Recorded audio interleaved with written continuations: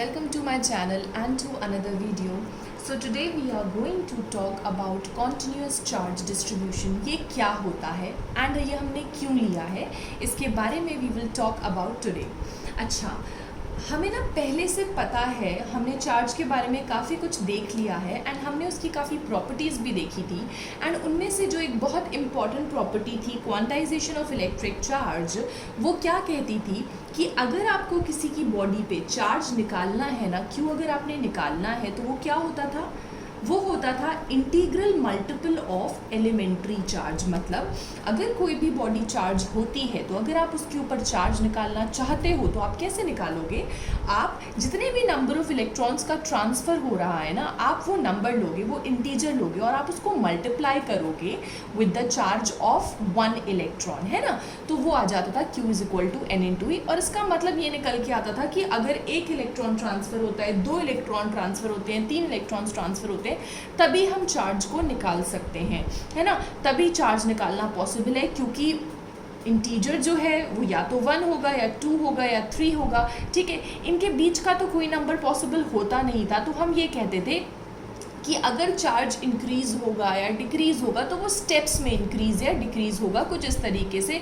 या तो आप 1 इंटू ई करोगे या 2 इंटू ई करोगे या फिर 3 इंटू ई करोगे, है ना। ऐसा सा कुछ हो रहा था। तो इससे हम ये देख सकते हैं कि हमारा जो चार्ज का डिस्ट्रीब्यूशन है, जो अभी तक हमने पढ़ा है, उसके अकॉर्डिंग जो डिस्ट्रीब्यूशन आ रहा है चार्ज का, वो एक तरह का डिस्क्रीट डिस्ट्रीब्यूशन है। डिस्क्रीट का मतलब समझते हो आप, मतलब डिसकॉन्टिन्यूअस है काफ़ी। या तो एक इलेक्ट्रॉन चार्ज लेकर आएगा या 2 इलेक्ट्रॉन आएंगे या फिर 3 इलेक्ट्रॉन्स आएंगे, there is nothing in between. तो मतलब डिस्क्रीट हो गया ना, कॉन्टिन्यूअस डिस्ट्रीब्यूशन तो हुआ नहीं, डिस्क्रीट डिस्ट्रीब्यूशन हो गया, है ना। लेकिन अगर हम प्रैक्टिकली बात करते हैं, ठीक है, अगर सपोज कीजिए कि हमने कोई एक चार्ज बॉडी ले ली है, फॉर एग्जाम्पल अगर वो एक लंबा सा वायर ही है, ठीक है, अ वायर लाइक दिस, ठीक है। तो अब आप मुझे एक चीज़ बताओ, आपको भी पता है कि इतने लंबे वायर में बहुत ज़्यादा मिलियंस ऑफ एटम्स होंगे, है ना, बहुत सारे एटम्स होंगे एंड उन एटम्स के अंदर इलेक्ट्रॉन्स होंगे, तो मतलब इलेक्ट्रॉन्स तो बहुत सारे हो गए। एंड आई एम सेइंग कि ये जो वायर है, ये जो लाइन है ना, ये पूरी तरीके से चार्जेस सब के ऊपर, इसके ऊपर यूनिफॉर्मली मैंने चार्ज दे रखा है। तो अब आप ये बताओ कि क्या ये इम्प्रैक्टिकल नहीं होगा, थोड़ा सा इम्पॉसिबल सा नहीं लगेगा कि आप इसके ऊपर नंबर ऑफ इलेक्ट्रॉन्स काउंट कर रहे हो, नहीं कर पाओगे ना, ऑब्वियस सी बात है।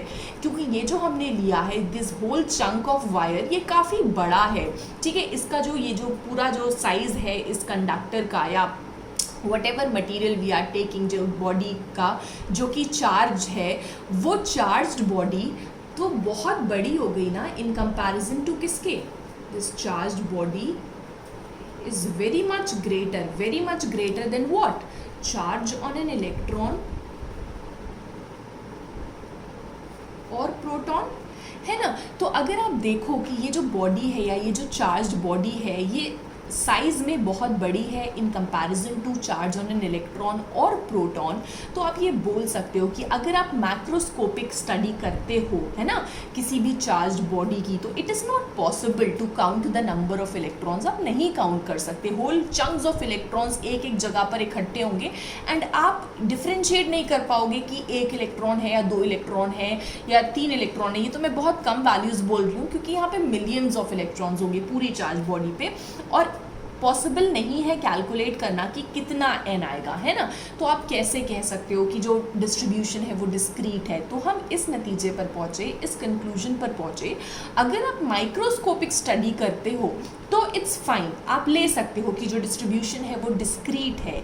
लेकिन अगर आप मैक्रोस्कोपिकली बात करते हो, चार्ज बॉडीज़ की बात करते हो जो कि इलेक्ट्रॉन और प्रोटॉन के कंपैरिजन में बहुत ज़्यादा ही बड़ी होती हैं, तो वहाँ पे आप ये बोलोगी कि जो चार्ज का डिस्ट्रीब्यूशन है ना, वो कैसा है, वो कॉन्टिन्यूस डिस्ट्रीब्यूशन है। समझ में आ रही है बात, कॉन्टिन्यूस डिस्ट्रीब्यूशन ऑफ चार्ज है, ठीक है, तो समझ में आ गया कि कॉन्टिन्यूस डिस्ट्रीब्यूशन ऑफ चार्ज क्यों होता है और कैसे आया, ये एक बार हम फिर से देख लेते हैं। देखिए, हम जब क्वांटाइजेशन ऑफ चार्ज की बात करते थे, हम ये बोलते थे कि अगर एक बॉडी कोई भी चार्ज होती है, मतलब ट्रांसफ़र ऑफ इलेक्ट्रॉन्स अगर होता है, ठीक है, कहीं से इलेक्ट्रॉन रिमूव होते हैं, कहीं कोई इलेक्ट्रॉन जाते हैं, अगर आपने चार्ज निकालना है किसी पर्टिकुलर बॉडी पे, तो आप क्या करोगे, आप सिंपली जो नंबर ऑफ इलेक्ट्रॉन्स ट्रांसफ़र हुए हैं वो नंबर लोगे और मल्टीप्लाई करोगे एलिमेंट्री चार्ज के साथ, और आपको charge on that particular body मिल जाएगा। ठीक है, लेकिन अगर हम मैक्रोस्कोपिक स्टडी की बात करते हैं, जहां हमारे पास चार्ज बॉडीज होती हैं एंड उन बॉडीज का साइज बहुत बड़ा होता है in comparison to an electron और प्रोटॉन, तो वहां पे काउंट करना कि कितने नंबर ऑफ इलेक्ट्रॉन्स ट्रांसफर होके आए हैं, ठीक है, कितने नंबर ऑफ इलेक्ट्रॉन्स एक्यूमुलेटेड हैं एक जगह पर, it is not it is not possible, है ना, आप नहीं कर सकते इसको। तो हमने इस कंक्लूजन पर पहुँचे कि जब भी आप बात करोगे मैक्रोस्कोपिक स्टडी की, तो वहाँ पे जो चार्ज का डिस्ट्रीब्यूशन होगा वो कॉन्टिन्यूस डिस्ट्रीब्यूशन लिया जाएगा, क्योंकि एक छोटे छोटे सरफेस पे भी बहुत सारे चंक्स ऑफ इलेक्ट्रॉन एक्यूमुलेट होते हैं, है ना, और आप उनको काउंट नहीं कर सकते। तो it is concluded that macroscopic study में कॉन्टिन्यूस डिस्ट्रीब्यूशन ऑफ चार्ज होता है। ठीक है, समझ में आ गई बात। अच्छा, एक और चीज़ जो मैं आपको बता दूं, क्या कि अगर मैंने बोल दिया है कॉन्टिन्यूस डिस्ट्रीब्यूशन ऑफ चार्ज, तो मैं कैलकुलेट कैसे करने वाली हूँ, ठीक है, किस किस तरह के डिस्ट्रीब्यूशन होंगे और हम कैसे कैलकुलेट करेंगे, क्योंकि फोर्स तो हम यहाँ पे भी निकालने की कोशिश करेंगे ना, क्योंकि चार्ज है तो जाहिर सी बात है फोर्स यहाँ पे भी क्रिएट होगा। तो उसको जानने से पहले हम ये देख लें कि डिस्ट्रीब्यूशन जो है वो चार्ज का किन किन तरीक़ों से हो सकता है। ठीक है, तो basically there are 3 types of distribution of charge. ठीक है, कैसा कैसा, पहला जो हम देखेंगे वो है लीनियर चार्ज डिस्ट्रीब्यूशन, है ना। लीनियर चार्ज डिस्ट्रीब्यूशन मतलब अगर आपके पास कोई एक वायर है या कोई एक लाइन है, चाहे वो स्ट्रेट हो चाहे वो कर्व्ड हो, ठीक है, और अगर उसके ऊपर सारा का सारा चार्ज डिस्ट्रीब्यूट होता है and the whole length is L, यहाँ पे भी ये जो पूरी सरकमफ्रेंस है उसकी लेंथ मैं एल ले रही हूँ, और अगर इसका रेडियस आर है तो L is equal to 2πr। ठीक है, इस पे भी uniformly along the line charge is distributed. ठीक है, तो the charge distributed uniformly along a length irrespective of the fact कि वो स्ट्रेट है या कर्व्ड है, it is called as linear charge distribution. और जाहिर सी बात है यहाँ पे भी एक क्वांटिटी होगी बताने के लिए कि चार्ज कितना डिस्ट्रीब्यूटेड है, कितना अमाउंट डिस्ट्रीब्यूटेड है। तो यहाँ पे एक क्वांटिटी आती है लैम्डा, जिसे हम कहते हैं linear charge density. Linear charge density, and it is very easy to remember. This linear charge density is equal to कितना, जितना भी टोटल चार्ज डिस्ट्रीब्यूटेड है along the length, let's say कि इसके ऊपर Q चार्ज डिस्ट्रीब्यूटेड है और इसके ऊपर भी Q है, ठीक है, तो हम निकाल लेंगे Q by total charge distributed per unit length, Q upon L, and ये हो जाएगा हमारा, अगर इस केस के लिए निकालूँ तो क्या हो जाएगा, Q अपॉन 2πr। समझ में आ रही बात, काफ़ी इजी है याद करने के लिए। क्या कि लीनियर चार्ज डिस्ट्रीब्यूशन क्या होता है, total charge distributed over the entire length, हाँ यूनिफॉर्म डिस्ट्रीब्यूशन होना चाहिए, that is linear charge distribution. और अगर आप क्वांटिटी निकालना चाहते हो एज अ मेजर की कितना चार्ज डिस्ट्रीब्यूटेड है, तो वो क्वांटिटी होती है लीनियर चार्ज डेंसिटी, और इसको हम बोलते हैं total charge distributed over the entire length per unit length, तो Q अपॉन L। अच्छा, लेंथ का जो यूनिट है वो क्या होता है, मीटर, और चार्ज का होता है कूलाम, तो कूलाम पर मीटर जो है वो इसका यूनिट हो गया।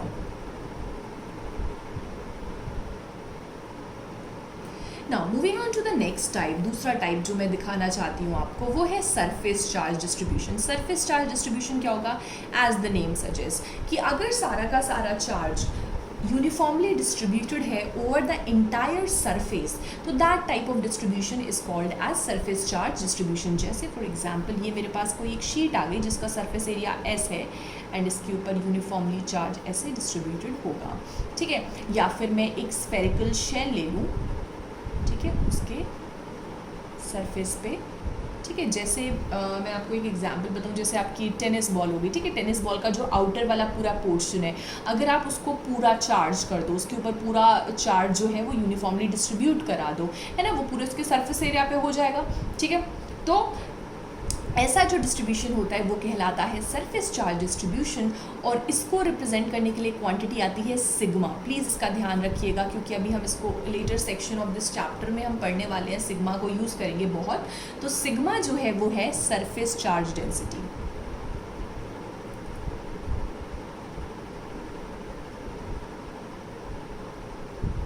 Sigma is surface charge density, मतलब total charge distributed per unit surface area is called as surface charge density. और इसको मैं लिखना कैसे चाहूँगी, Q/S। अच्छा, इस केस में तो ये ऐसा हो जाएगा, एक जो स्फीयर होता है उसका सरफेस एरिया इज 4πr²। ठीक है, तो ये हमारा सरफेस चार्ज डेंसिटी आ गया। इसी की तरह हमारे पास सिमिलरली एक और है जिसे हम कहते हैं वॉल्यूम चार्ज डेंसिटी। ठीक है, अब आप समझ गए होंगे कि अगर चार्ज डिस्ट्रीब्यूटेड है इंटायरली पूरे वॉल्यूम पे तो वो कहलाएगा volume charge density, volume charge distribution. और वॉल्यूम चार्ज डेंसिटी क्या होगा, the total charge distributed over the entire volume per unit volume is called as volume charge density, और इसको हम रिप्रेजेंट करते हैं रो से। ठीक है, ये हो जाएगा हमारा Q/टोटल वॉल्यूम। अगर वॉल्यूम हमारा कुछ स्फीयर के शेप में है तो उसका हम वॉल्यूम लिख देंगे 4/3πr³। और मैं ये लिख रही हूँ, उसका मतलब ये नहीं है कि सिर्फ और सिर्फ स्फीयर का ही वॉल्यूम पे हो सकता है, किसी पे भी हो सकता है, cube, cuboid, cylinder, any shape. ठीक है, और चार्ज बॉडी तो किसी भी शेप की हो सकती है ना, तो ऐसा सा कुछ होता है। ठीक है, I hope that's clear for you now. अच्छा, now moving on to the next part of this video. क्या कि देखिए, कॉन्टिन्यूस चार्ज डिस्ट्रीब्यूशन तो हमने देख लिया है, ठीक है, क्या होता है। लेकिन अगर हमसे पूछ लिया जाए कि कॉन्टिन्यूस चार्ज डिस्ट्रीब्यूशन अगर आप लेते हो तो क्या उसमें भी फोर्स हम निकाल सकते हैं? ऑब्वियस सी बात है, निकाल सकते हैं। उसे निकालने से पहले मैं आपको बोलूँगी एक चीज़ का प्लीज़ ज़रूर ध्यान रखें। ये जो मैं डिस्ट्रीब्यूशन लेती हूँ ना, चार्ज डिस्ट्रीब्यूशन, जब आप माइक्रोस्कोपिकली स्टडी करते हो, ठीक है, माइक्रोस्कोपिकली स्टडी करते हो, मेरा मतलब ये है कि सपोज़ अगर आप ये पूरा वायर है एंड अगर आप इसमें छोटा सा चंक लिया है आपने लेंथ का, ठीक है, तो देखो ये लेंथ जो है ये प्रैक्टिकली तो काफ़ी स्मॉल है ना, लेकिन आप माइक्रोस्कोपिकली देखोगे तो ये बहुत बड़ी हो जाती है। लेकिन आप मैक्रोस्कोपिकली देखोगे तो ये जो लेंथ है ये बहुत छोटी है। ठीक है, समझ में आ रही बात?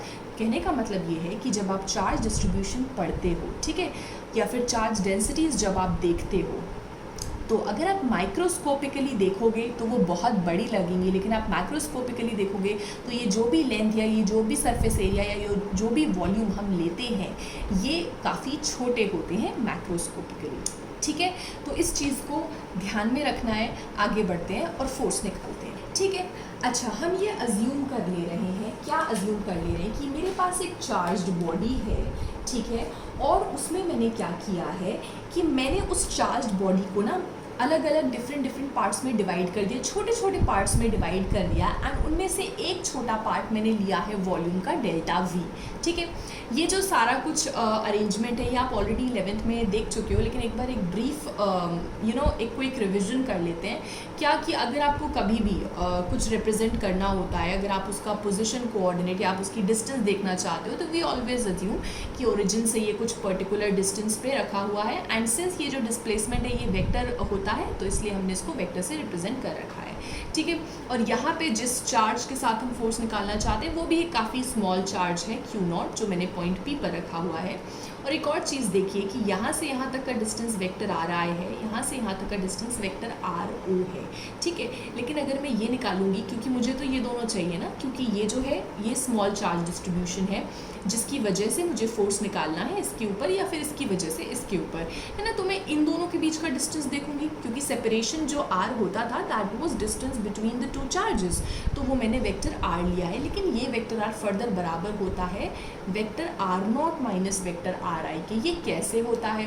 देखो, आपको वो वेक्टर एडिशन याद है ना, यहाँ पे देखो ये एक वेक्टर है, ये एक वेक्टर है। जब आप वेक्टर्स को ऐड करते हो, suppose this is vector A and ये जा रहा है हमारा वेक्टर B, तो ये जो हमें रिजल्टेंट वेक्टर मिलता है दैट वाज हमारा क्या, vector A plus vector B। तो सिमिलरली यहाँ पे ये जो वेक्टर RI है प्लस वेक्टर R है, ये हमें देता है वेक्टर R0। तो अगर मुझे वेक्टर R निकालना होगा तो ये हो जाएगा vector R0 minus vector RI। ठीक है, तो उसी तरीके से हमने यहाँ पे कर लिया। ठीक, अच्छा, दूसरी चीज़ ये जो मैं आपको बताना चाहती हूँ वो ये कि इधर देखो आप ज़रा, मुझे पता है कि अगर मैं वॉल्यूम चार्ज डिस्ट्रीब्यूशन की बात करती हूँ तो रो जो होता है ना वो total charge distributed over the entire volume होता है, लेकिन यहाँ पे मैंने वॉल्यूम कितना लिया है, डेल्टा वी लिया, काफ़ी छोटा वॉल्यूम लिया है, ठीक है। तो ये हो जाएगा, और अगर मुझे चार्ज निकालना पड़ जाए तो चार्ज क्या हो जाएगा, रो इंटू डेल्टा वी, ठीक है।